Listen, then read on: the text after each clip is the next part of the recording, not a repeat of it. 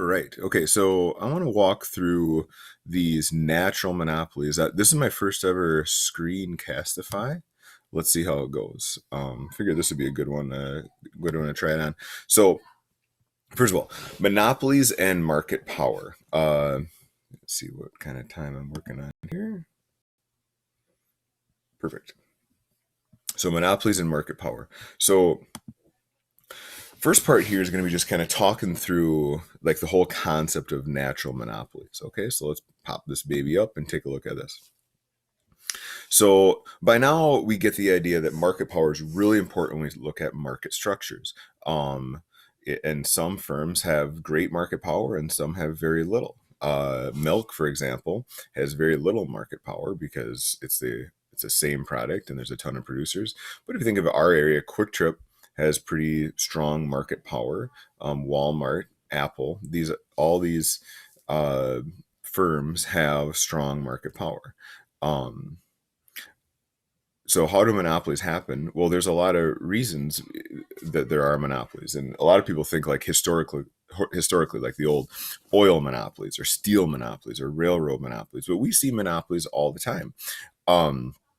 And really, it's an extreme example of market power.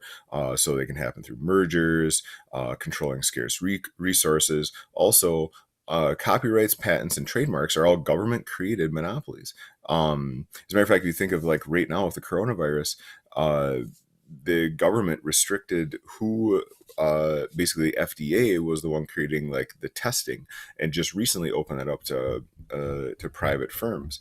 So the government can basically, by decree, say only you are going to produce this, and sometimes that's good, and sometimes it's not good. So that's one of the things we look at.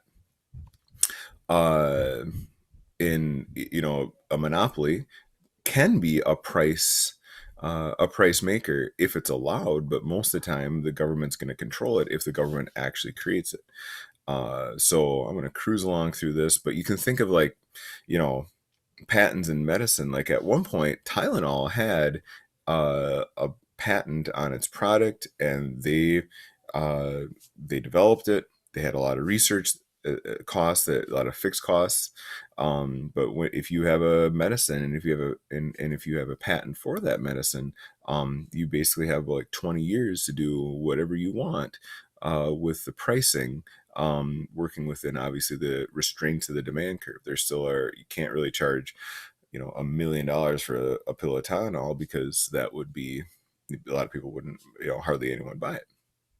So they're important because they protect and they protect innovation.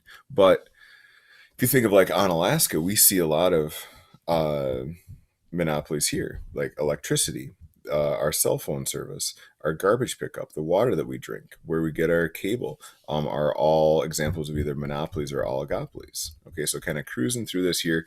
This is your classic. So kind of focusing in on electricity. Electricity is your classic example of a natural monopoly. Basically, what you want to avoid is this. This is New York City in the 1920s, and you have all these electrical companies all over the place, and they're running lines, and it doesn't look good. It's not aesthetically pleasing. So the idea here was, hey, we're not a communist nation. We are going to open things up to competition, but this is exactly what you get with electricity if you open it up to competition. So competition in general is a good thing, but one of the things that we found out as we developed cities in the US is, well, with electricity, maybe it's not the best thing. Maybe we should just, instead of having all these competing electrical companies, maybe we should just have one electrical company that is the provider, and then we can just look at them and we can regulate them, and we can look at their costs, we can look at the price, and the government essentially will determine what's a fair price. So we have on Alaska, we have Excel, which is south of the Sunfish on the Mississippi River, or the middle school, kind of think right there. And then Riverland is to the north of the big Sunfish. That basically is how the city of Onalaska has its electricity. So we're kind of interesting. A lot of cities just have an electrical provider. We have two. But the government steps in and says, all right, we're not, you can't just charge whatever. We are